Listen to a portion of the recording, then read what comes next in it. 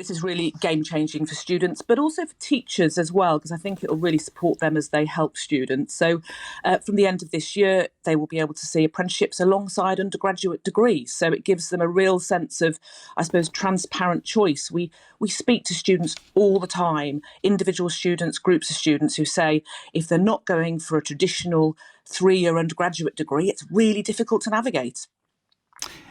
And where will the apprenticeships be? I mean, what will actually be on offer? Do you have any idea at the moment? Absolutely, because we've been providing degree apprenticeships and apprenticeships on some of our site for a long time. What will happen at the end of this year is if you're searching for engineering, for example, or for law, you will see undergraduate law or engineering courses alongside those firms that are providing engineering or law apprenticeships. And so it gives you a real sense of parity, of them being side by side, of being able to compare your options. So as you discover and decide on those options, it's just a much easier process for you.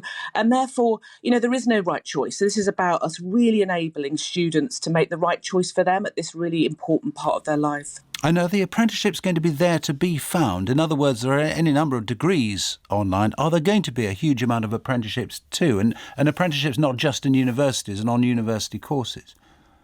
Yeah, we know around 350,000 students each year are interested in apprenticeships. And of course, the number that start is much, much lower than that from 18, 19-year-olds. So there needs to be more apprenticeships. But one of the things we're going to be offering at the end of this year is just more tools for employers as well to get them involved in apprenticeships, to find the talent that they need. Because, all the employers we speak to currently are looking for that future talent. So giving them some of those tools to find that talent, really, really important. There's a cultural issue, isn't there, that I suppose in a sense this is part of challenging.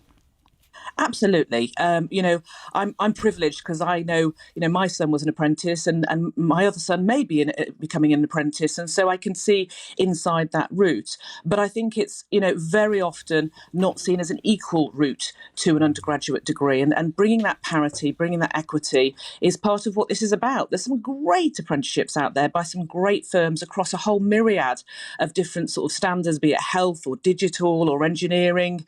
So it's definitely a route, I would say, it's a real route for many tens of thousands, probably hundreds of thousands of students to look at. And for the companies, actually potentially as well, a source of a much better calibre of applicant than they might otherwise have, because they might be getting people who they might not be getting quite a lot of people who should be thinking of it but just haven't.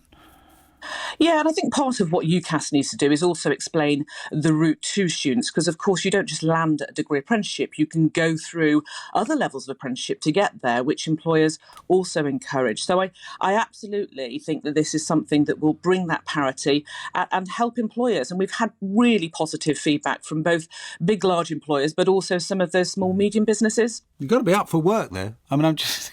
Without being too facetious about it, if you're doing humanities or social sciences or something, you've basically got 3 years of quite an easy life at university, potentially.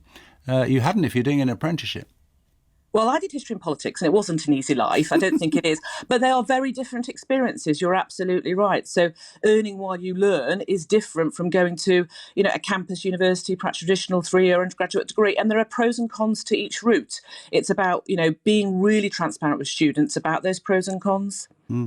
OK, well, and it's this autumn that it's going to be working from, is it? Absolutely. Claire Marchant, UCAS Chief Executive. Thank you. It's 3 minutes to 7. Nick Miller has the forecast. Morning, Nick. Good morning. It's freezing in Cardiff. It's well below freezing across a large part of